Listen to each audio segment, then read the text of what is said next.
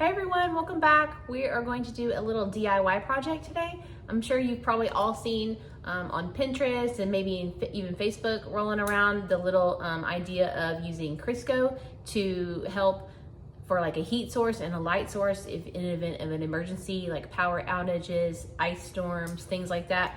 So I thought I would do a little DIY with you guys today about making Crisco candles, and they can be for an emergency situation or not. If you just like to make some up and give them as gifts, you could do that too, or for decor around your home. This is the Crisco that I am using today. It is a 6-pound tub. It is not the normal size like can. So that is really cheap. You need Crisco. You need a glass container to put them in. I'm going to use these little cute mason jars. They are the little quilted ones, the little 4-ounce ones.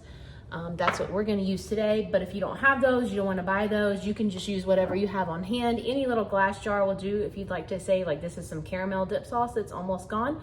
If you have something like that, you could just wash it, you reuse that. A spaghetti jar would work, or if you wanna make a great big one for like an emergency situation, if you wanted it to last for days and days and days and days and days, you could use one of these great big size jars with the little flip lid kind of a situation too, whatever you have on hand. Or you could even, like, if you have, like me, and you have candles everywhere, you could use a glass, like one of these kind of like candle jars. If it's empty, you can just melt what's left of the wax out of there, clean it out, and use that. Just whatever it is that you're using, make sure that it is glass.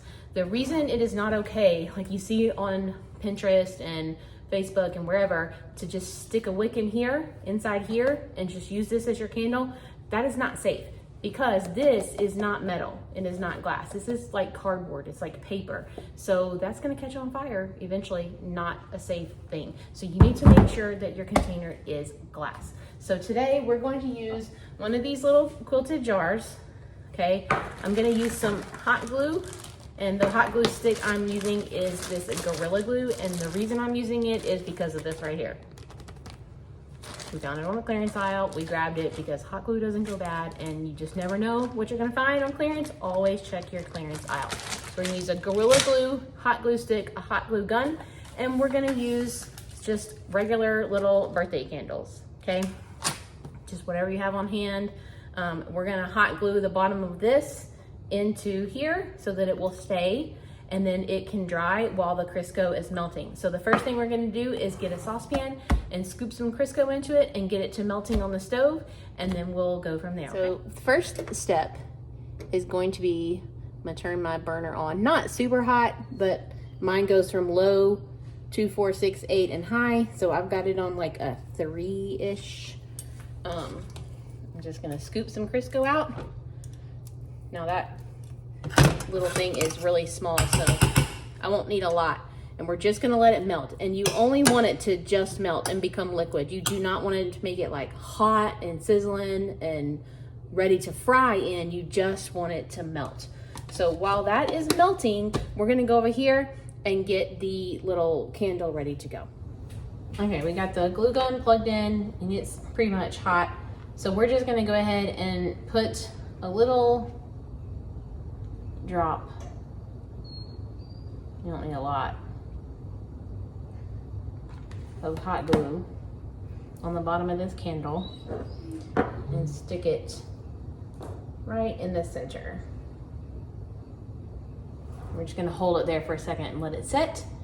Now, if you are gonna use another jar, like a spaghetti jar or the little jar for caramel sauce or whatever, a different size, then you would need to get a pack of wicks. And you can either get those from Amazon or Hobby Lobby, Michael's, and that whole candle making section, and then just stick them in there with the little silver disc on the bottom of the wick and do the same thing. Just kind of hot glue it down in the bottom like this, and then just wrap your wick around like a skewer or a pencil or something and lay it across the top to hold the wick up while you pour the wax, not the wax, the Crisco in.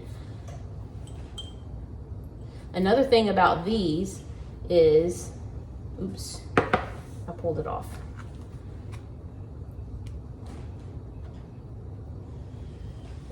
Another thing about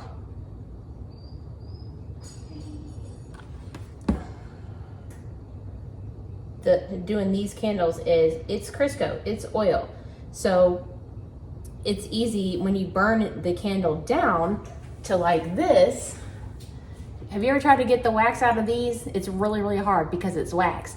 But if this was Crisco, all you have to do is set this on the stove just like this and melt it just like if it was in a pot, because this is glass, and then just pour it out, and Dawn dishwashing liquid will get the rest of it out. So once this candle is burned all the way down, all I have to do is melt what's left, wash it with Dawn dishwashing liquid, dry it, and it's ready to go for another candle. So let's check on this Crisco over here. Okay, see, it's almost melted, and that's what you want. You just want it to be just melted. You don't want it to get hot.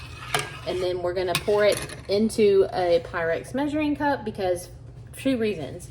1, it has a spout. It'll make it easier to pour it into that glass container. And 2, if you decide you would like to scent or color your candle, you can do that with Crisco, and you would do it once you get it into here. So you would just pour this in and then add your scent or your coloring to it. I will say though, if you want to do that, I would go to Hobby Lobby or Michael's and get scent and color that is specific for candle making, that is oil based, because this is oil. You don't want to put something like regular food coloring or vanilla extract or anything like that in here, because oil and water do not mix. So I would suggest going to Hobby Lobby or Michael's and get something that is specifically for oil based and for candle making, and then you could make any scent and any color you want. So there, now it's completely melted, so we're going to turn the heat off. Pour it into here, and then we're gonna go pour it into the candle. Okay, so we've got our candle ready to go, hot glued in there, and it does stick up just slightly above, but that's okay, because once you light it, it's gonna melt down. So we're just gonna set this on a flat surface and gently pour the melted Crisco in.